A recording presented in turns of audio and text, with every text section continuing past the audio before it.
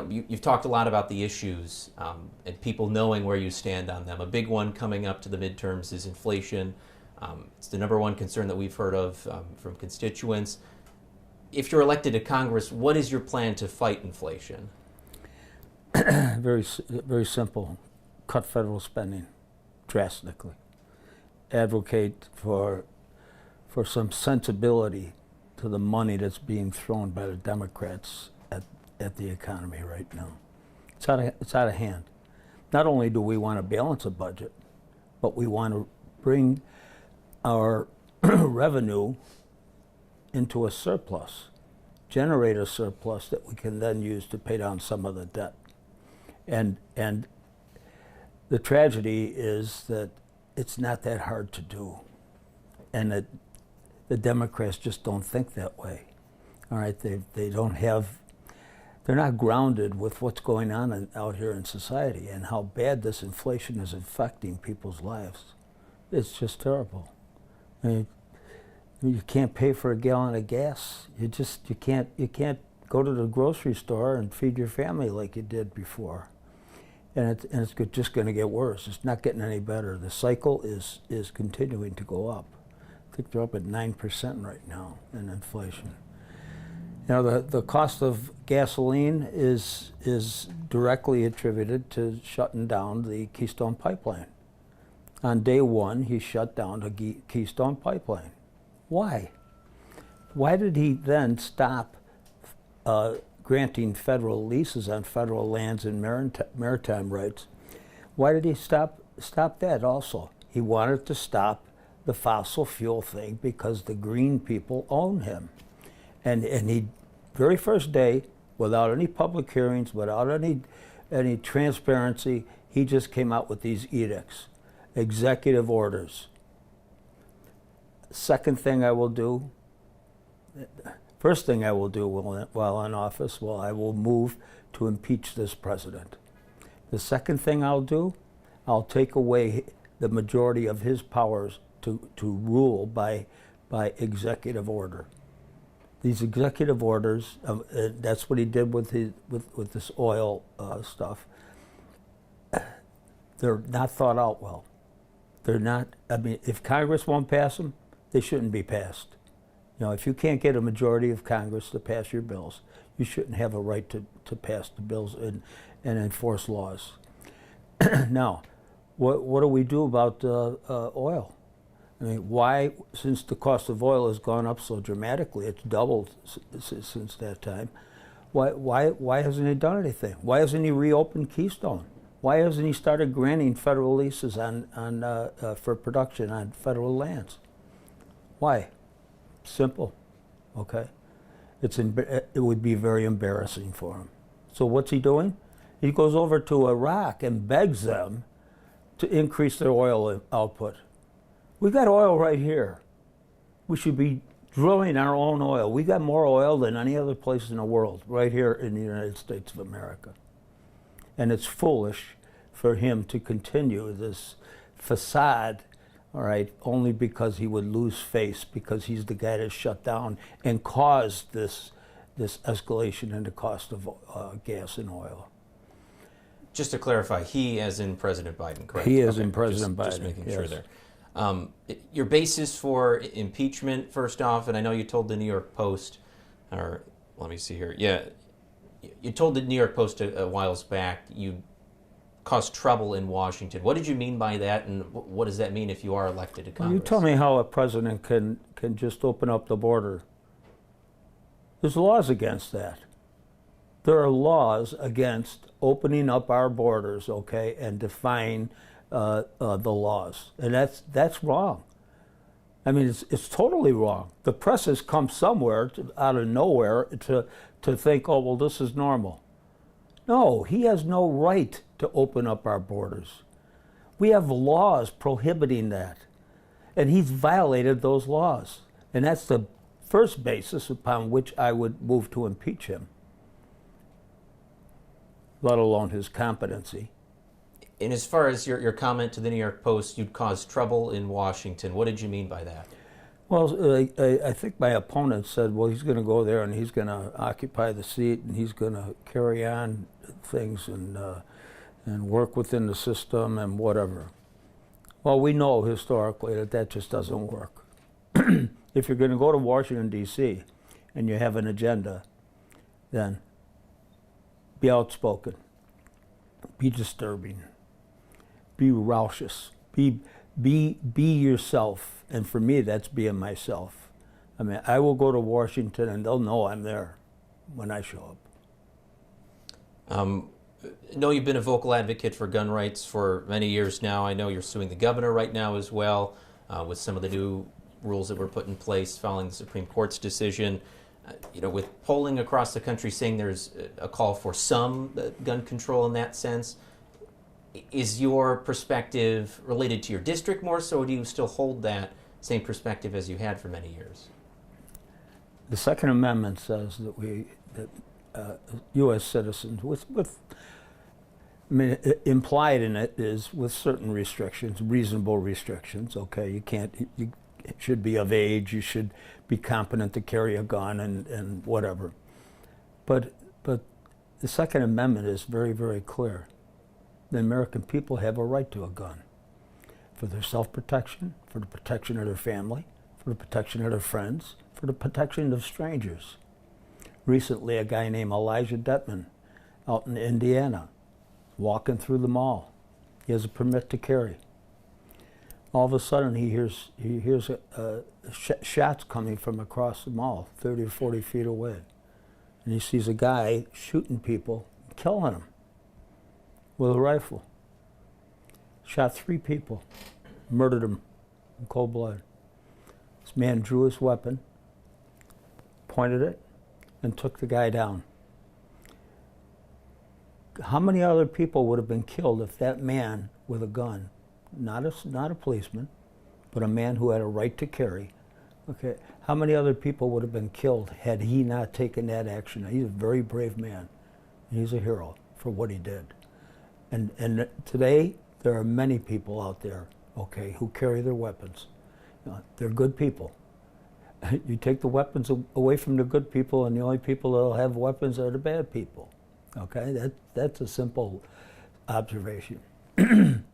A gun is a vehicle to be used by a mind to shoot people. The gun doesn't shoot unless there's a person with a mental problem behind that weapon shooting. This whole thing about taking guns away is so nonsensical. We should be putting money into mental disease. We should be catching these things beforehand. Both of those kids, both in Buffalo and in Texas, okay, that were shooting, there were observers before that observed unusual behavior in the case of both of them. Neither one of them had parental influence, a father, okay, to tell them how to handle guns. But more importantly, they were identified, and people said later on, "Oh, well, I should have said something." Well, you didn't say anything. Maybe we should encourage people to say things, when they have observations of somebody that's a little bit off.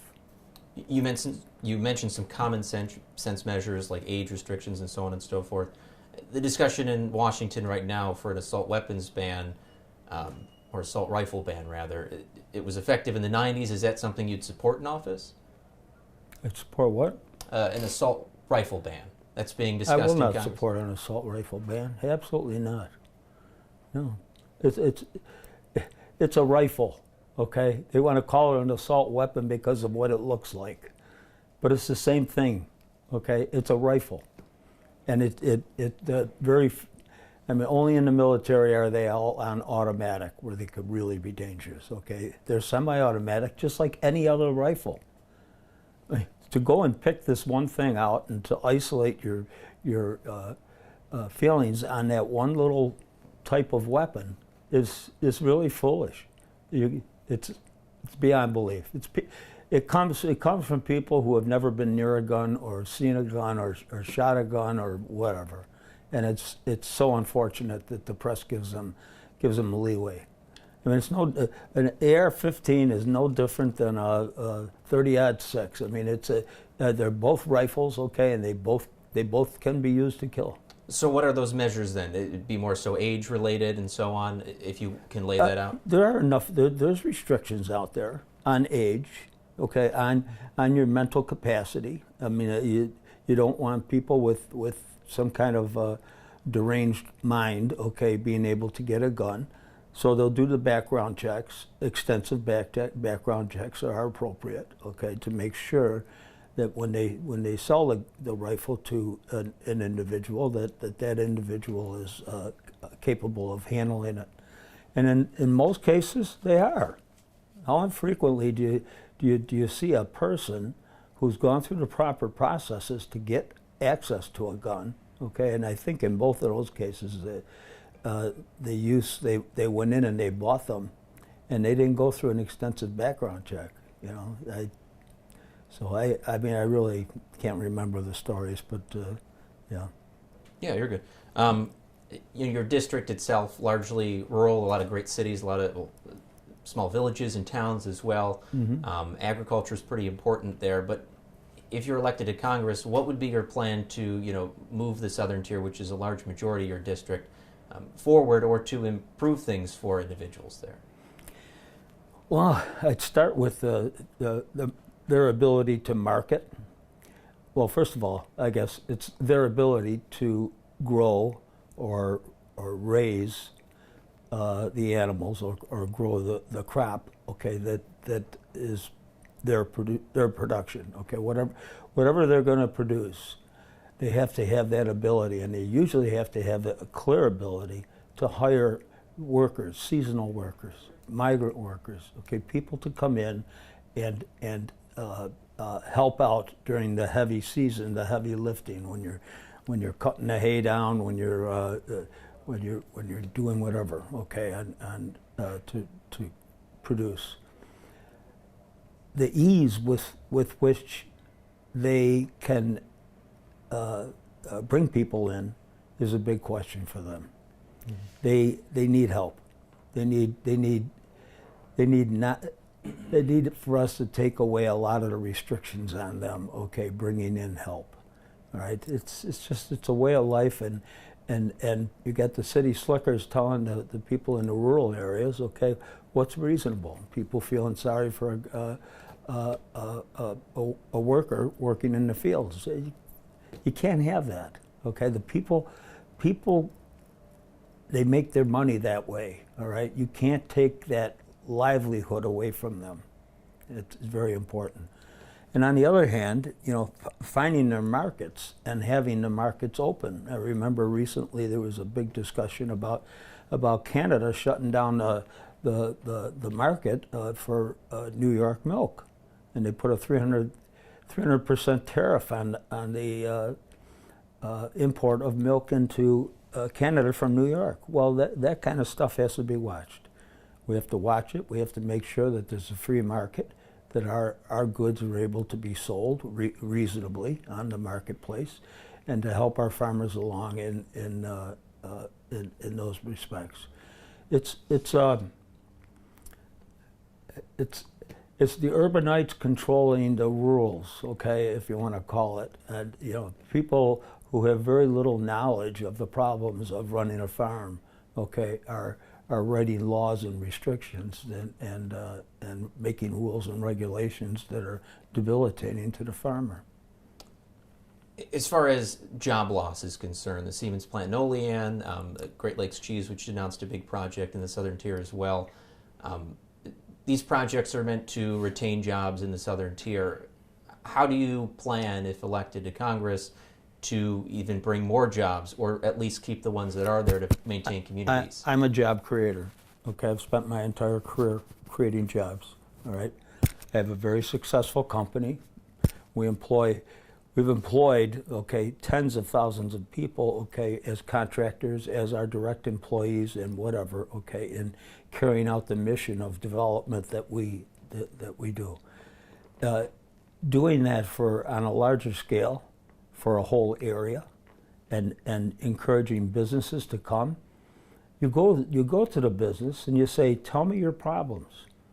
Tell me what's holding you up from expanding.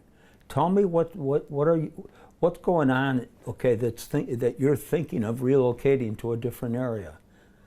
Because job preservation is identifying the problems that are confronted by the employer and doing something about it. You know, they might be being harassed by local laws, whatever it is. And I'd be the first to expose that nonsense, okay? You know, for the betterment of the community and keeping jobs there. I mean, it's not only keeping jobs, existing jobs, but it's the creation of new jobs. Encouraging businesses to come in and do their business in New York is not the easiest thing in the world, because New York is one of the second highest taxes in tax states, okay, in the country. Not only is your business being taxed to death, but the employees are being personally taxed to death. Okay, you're paying a much higher tax than going elsewhere, and then add on top of that a layer of rules and regulations which are debilitating to the business and the employee, and it isn't a great place to open a business. Well, how do we make it a better place to open a business? How do we? How do we? There's many things that have to be addressed. Yes, they're on the state level for the most part. I'll be in a federal office, but I can certainly be yelling and screaming and encouraging changes, okay, necessary to make it a better atmosphere, okay, to accept new jobs and expand our local businesses. As a successful businessman, a fairly wealthy individual as well, how are you connecting with constituents in a district that largely the median income's, you know, $50,000, $60,000 for a household? I connect very well with them, as illustrated to me over the last few weeks. People coming up to me, complete strangers, in the supermarket, in the stores, in the you know, at the fairs I've been to, and it's endless. They know me. They know the way I think. I don't throw my success around at people. People know my success, though, could benefit them if I was in a public office. So with that, I'm very humbled, and I'm not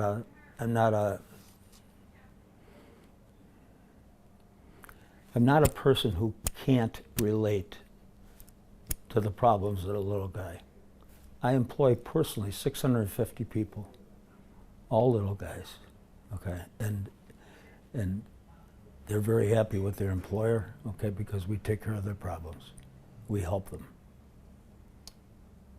With that in mind, what's your pitch to voters? You might still be convincing with the primary just a couple days away now. We're going to continue saying what we're saying and going where we're going. I mean, it's an odd time of the year to have an election, and really, it's getting out the vote of your people that's gonna win this. Getting them to go out on August 23rd and to cast their vote. That's an unusual, not only unusual time, there's unusual circumstances in many different respects that right now. Our country is upside down right now. When I ask people, what do you observe about Washington, D.C., and they tell me that it's a swamp, it's a cesspool. They do nothing for us. They bring nothing home. They do nothing to help our economy, our plight, except allow inflation unnecessarily, okay, because they want to go out and spend money because that's what Democrats do. And that's so unfortunate. I know a lot of the discussion has been back and forth between you and Nick Lang, where both of you have blamed each other for starting it. Do you think there will be an end to where these issues are discussed, if it's not in a debate format, in a format like this where there can be compare and contrast for voters? I think, I mean, if we're about to publish a statement that tells what my position is on all the salient issues of today. And I think Nick should do the same thing. He should publish his position. I would expect that in many cases our positions are alike. The difference is that he's more of a, I'll say, brash presenter. He's more of an angry person. He doesn't bring with him the history that I bring and my ability to negotiate. I mean, in my business, negotiating, coming to terms with unions, with other contractors, with whatever, with leases especially, and tenants, has been my strength, and I'm good at it. Nick hasn't had any of those experiences, and I've observed Nick, and I know Nick well. I've observed him for many, many years. He's a politician. He thinks like a politician. Is he strong on the issues? No, he wants to make sure he's covering as many bases as possible, where I will be much more framed in what I'll be doing. Yeah. If you plan to be the person to cause trouble in Washington, wouldn't you also be that brash individual?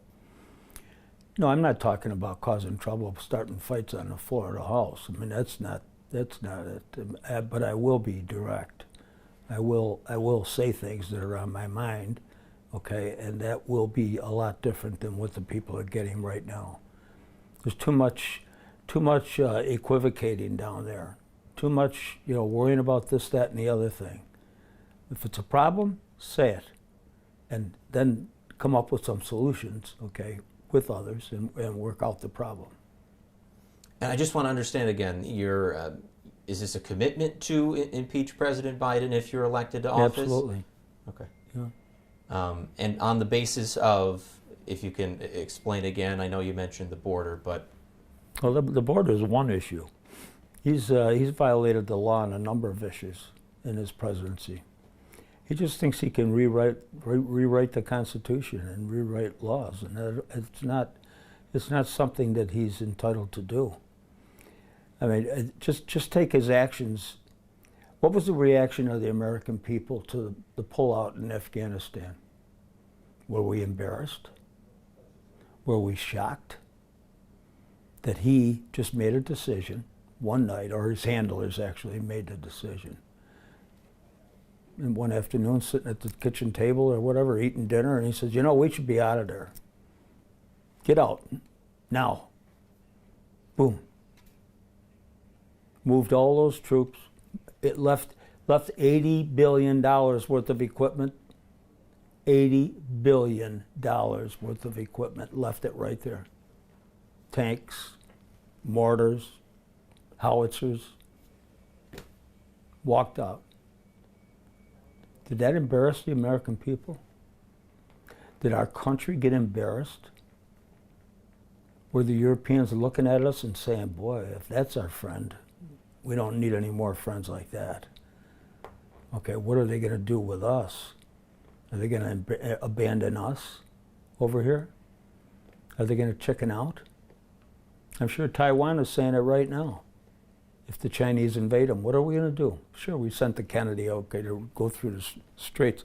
But are we really ready, willing, and able to make that hard decision?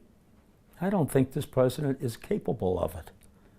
He's not capable of making a hard decision.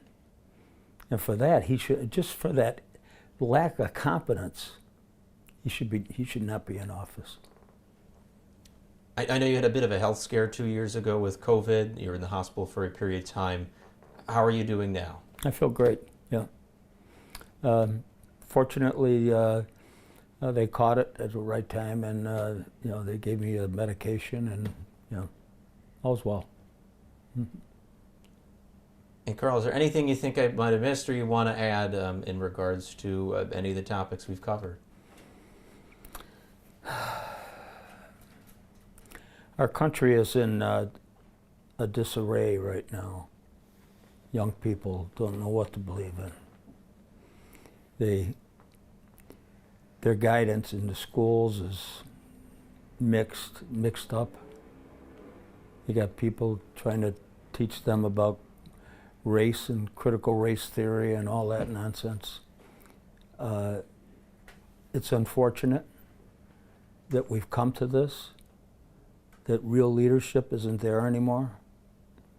There was a day when my father could sit down with me and say, Carl, if you do this, this, and this, and you do it good, you'll have a good life.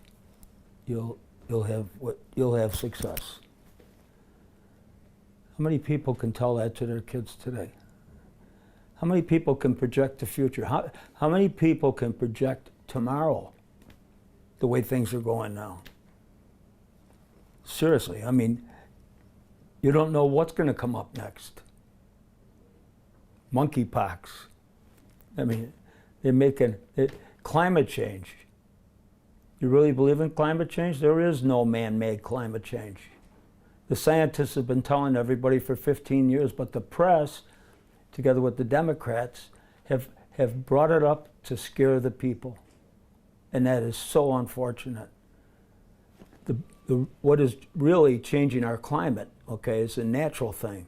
And it's the lunar relationship of the Earth and the Sun, the tilt of the Earth, where the Earth is on its what do you call it? Its route around the Sun, which is not just a circle. I mean that's what the distance from the Sun tells you how heated up you're going to get, and I mean that's basic logic. And our scientists have been saying it for a long time. And I've got articles on it. Oh. These are peer-reviewed articles, or? Oh yeah. One is by NASA. I'll show it to you where now. NASA came out and say there is no man-made climate change.